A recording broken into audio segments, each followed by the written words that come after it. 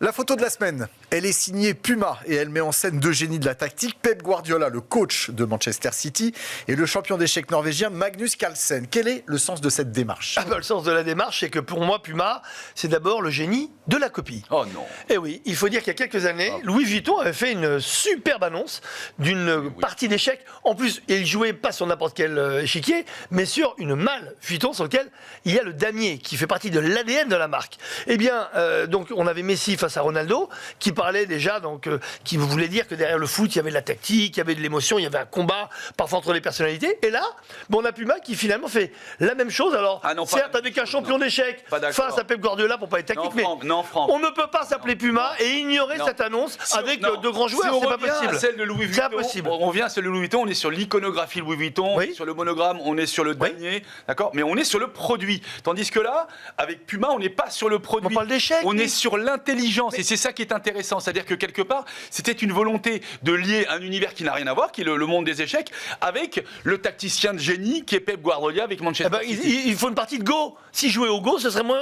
On peut pas utiliser l'échec sur les deux, ou alors ils font du backgammon, ou ils font autre chose. Mais pour moi, l'échiquier, je suis désolé, c'est craqué par Louis Vuitton. En plus, le coup de génie, c'est le damier qui devient un échiquier. Oui, si ce n'est qu'encore une fois, Louis Vuitton s'adresse à la fois vis-à-vis de son produit à des clients potentiels, que sont Ronaldo et Messi, des joueurs de foot, etc., très bling-bling. Là, on ne s'adresse pas du tout aux consommateurs de produits Puma, et c'est ça qui est intéressant. J'ai néanmoins un bémol vis-à-vis de cette campagne Puma, mais elle ne s'adresse pas tellement au plagiat relatif avec Louis Vuitton, c'est que lorsqu'on regarde une partie d'échecs et lorsqu'on regarde une partie de rugby, c'est beaucoup plus symptomatique des mouvements, de la tactique et de l'intelligence situationnelle. Et donc, pour moi, ça n'a rien à voir avec le football. Il aurait été beaucoup plus judicieux de prendre Magnus Carlsen, qui est un grand champion norvégien d'échecs, avec un coach de rugby. Pourquoi ? Parce que les pièces d'échecs ne sont pas comme les pièces de dames. Elles valent un positionnement différent, une puissance différente, etc., etc.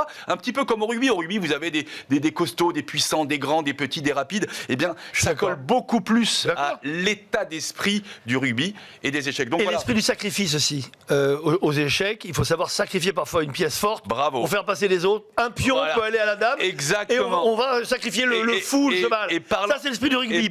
Et parlant de sacrifice, encore une fois, et peut-être que ça va vous surprendre, vu que nous avons couvert la Coupe du Monde de rugby et que nous avons beaucoup saigné et pleuré après la défaite contre l'Afrique du Sud, eh bien, moi, j'aurais mis sur cette table, face à Magnus Carlsen, le coach des Springboks. Bon, si Puma récupère cette idée, vous avez déjà copié une fois, on vous enverra évidemment une facture d'honoraires de Michael Tapie. Voire même un partenariat.